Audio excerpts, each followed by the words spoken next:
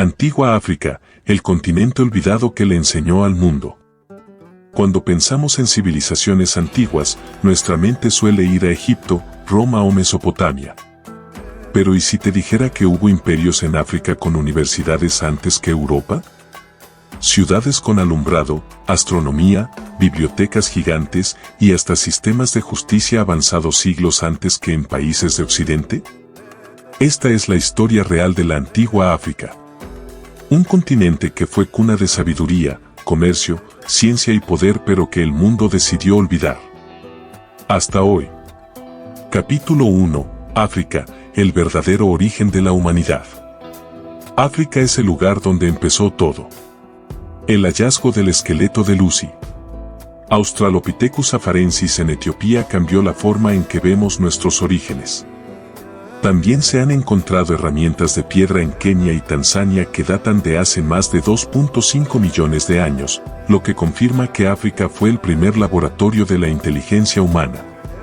Y aún más sorprendente, en el desierto del Sahara, pinturas rupestres revelan que antes de volverse árido, esa zona era un paraíso verde lleno de vida, ganado domesticado y actividades rituales.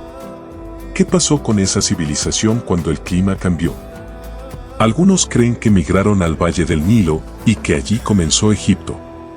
Un secreto poco conocido, en el sur de África, en zonas como Blombos Cave, se han encontrado artefactos con patrones geométricos de hace más de 75.000 años. Estos objetos son considerados como los primeros símbolos artísticos de la humanidad, mucho antes que cualquier otra cultura conocida. Esto sugiere que los africanos no solo fueron los primeros humanos, sino también los primeros en crear arte abstracto. Sin embargo, muchos de estos descubrimientos fueron minimizados durante siglos por intereses coloniales que no querían reconocer a África como la cuna de la civilización.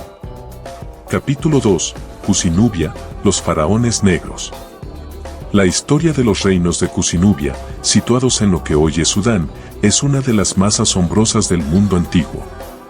Estos reinos dominaron el Alto Nilo durante siglos y construyeron más de 200 pirámides, más que en Egipto, aunque más pequeñas y estilizadas. Su arquitectura, arte y lengua eran únicas y aún hoy se siguen descifrando. Pocas personas saben que la reina Amanirenas, una candaque de Cus, enfrentó y venció a las fuerzas romanas lideradas por Augusto en el siglo I a.C. Incluso llegó a saquear ciudades romanas y logró firmar un tratado de paz sin pagar tributo, algo que muy pocos enemigos de Roma lograron. Durante su dominio en Egipto, dinastía 25, los faraones cusitas restauraron monumentos, reconstruyeron templos y defendieron a Egipto de invasiones asirias. Fueron guardianes de la espiritualidad egipcia en un momento de crisis. Sin embargo, con el tiempo, su historia fue ignorada o incluso borrada en registros posteriores. Capítulo 3. Cartago, la ciudad que pudo cambiar el mundo. Cartago, una ciudad-estado fenicia en el norte de África, fue durante siglos una de las principales potencias del Mediterráneo. Su marina rivalizaba con la de Roma, su comercio se extendía hasta las islas británicas y su riqueza era legendaria. Los cartagineses tenían tecnología naval avanzada y construyeron puertos dobles, con secciones militares y comerciales separadas. El líder más famoso de Cartago fue Aníbal Barca, que protagonizó una de las campañas militares más osadas de la historia. Cruzar los Alpes con elefantes para atacar Roma desde el norte. Estuvo a punto de cambiar el curso de la historia occidental, pero fue finalmente derrotado. El conflicto con Roma, conocido como las Guerras Púnicas, acabó en tragedia. Tras años de lucha, Roma destruyó Cartago en el año 146 a.C. Se dice que quemaron hasta los libros de sus bibliotecas y masacraron a la población. Lo poco que se sabe de Cartago viene de sus enemigos. Algunos textos sugieren que Cartago poseía conocimientos astronómicos y filosóficos avanzados que se perdieron para siempre. Hay incluso teorías de que Cartago pudo haber alcanzado América antes que Europa. Pero eso, tal vez nunca lo sabremos. Además, cuando Egipto fue absorbido por el Imperio Romano, muchos cusitas fueron esclavizados y llevados al norte, a Europa y Asia. su legado fue sistemáticamente apagado, pero no olvidado. Capítulo 4. Timbuktu, la Meca del conocimiento. En el siglo XIV, mientras en Europa reinaba el feudalismo, en el África occidental florecía una ciudad luminosa. Timbuktu, centro del imperio de Malí. Allí, la Universidad de Sankoré reunía a sabios de todo el mundo islámico. Se han encontrado más de 700.000 manuscritos sobre temas que van desde medicina a astronomía, pasando por derecho, lógica y arte. Una curiosidad que pocos conocen. Había días enteros dedicados a debates públicos de filosofía, donde los estudiantes desafiaban a sus maestros.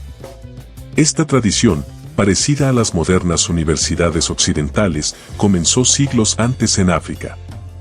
El rey más famoso de esta era fue Mansa Musa, quien al hacer su peregrinación a la Meca distribuyó tanto oro que provocó inflación en varias regiones del Medio Oriente.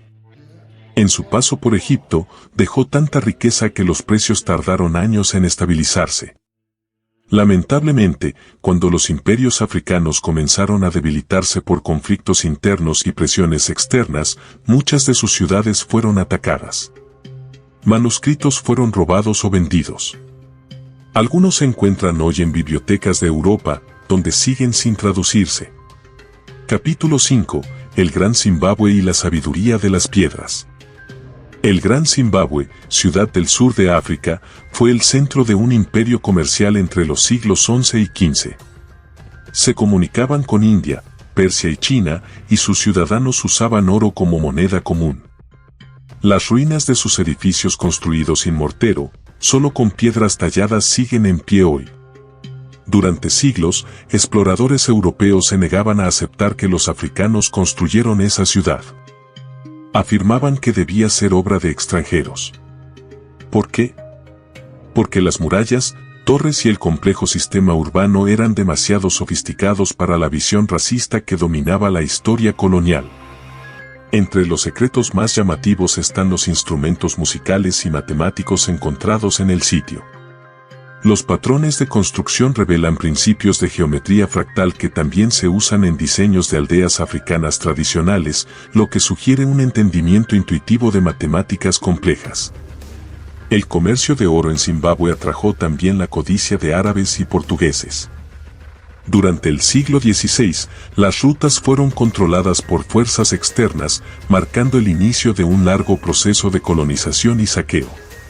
Capítulo 6. La esclavitud y el tráfico de sabiduría. Durante más de 400 años, millones de africanos fueron capturados y vendidos como esclavos en Europa, Asia y América. Muchos provenían de reinos que alguna vez fueron imperios florecientes. Songhai, Benín, Asanti, Congo. No solo se llevaron cuerpos. También se llevaron conocimiento, lengua y cultura.